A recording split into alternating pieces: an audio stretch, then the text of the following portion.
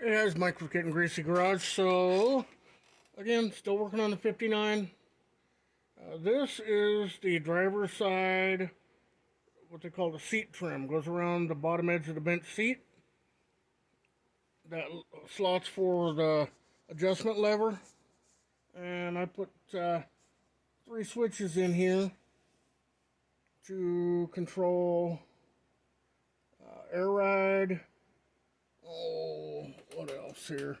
Air ride, line lock, and I'm drawing a blank at the moment. Doesn't matter.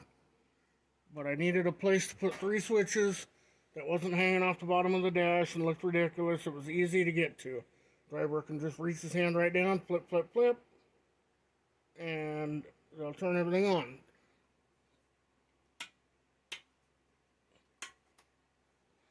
I like these red switches because obviously you can tell when they're on. But yeah, happy with the way this turned out. Just powered it up using my cordless battery. So yeah, if you got excuse me, seat trim like this and you're looking for a place to put a couple switches that are out of the way, that won't get bumped, that the driver can reach, something to think about. Not complicated, not a hard spot to wire either, because it'll be underneath the seat. So thought I'd show you guys this. I like the looks of it. You know, the first one will naturally be the air compressor for the air ride, and then the line lock would be the last one, and the middle one will be for the red underglow. There's going to be some underglow lights on the car, so you can turn those on. The other thing is, if you just opened up the driver's door and wanted to flip this on, it's right there, easy to reach, not reaching across the car.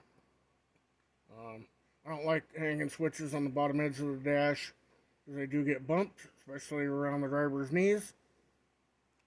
So if you're looking for a spot to hide switches, or not really hide them, but put them out of the way, this is a pretty good spot. And I kept them, you know, the cushion of the seat is actually up here. So, you know, and with this being recessed, they really won't stick out far. As you can see, they don't stick out that far past the edge of the panel. I don't think there'll be an issue.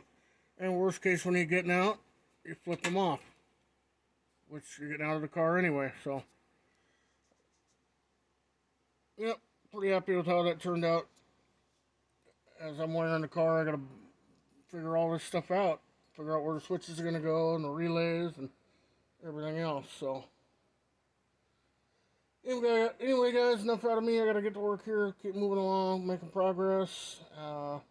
Please like, share, subscribe. It is free, doesn't cost you a thing, and really helps out the channel. The better the channel does, the better the content gets. That's how it works. So, you know, make sure and comment, ask questions if you need to. I'm happy to answer them.